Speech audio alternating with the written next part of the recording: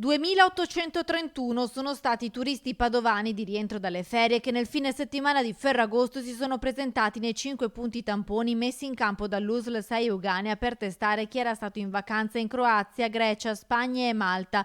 Per loro accesso diretto allo screening, dichiarando rientro dai paesi inseriti nell'ordinanza della Regione Veneto.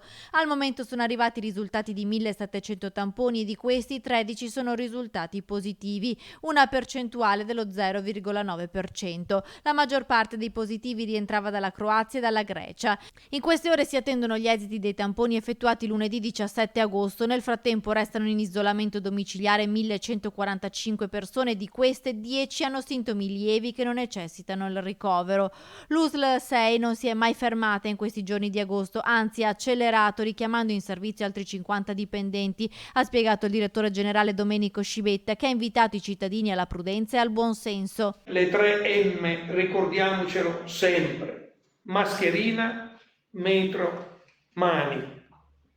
Mascherina che va indossata correttamente a coprire naso e bocca, metro di distanza da rispettare, mani da sanificare. È questo che noi chiediamo a tutti i cittadini. L'appello a chi sta partendo per le ferie o a chi sta tornando, ma anche a chi rientra da altri paesi a rischio come la Romania, la Moldavia e la Bulgaria. Circa 70 le persone che sono state sottoposte a tampone.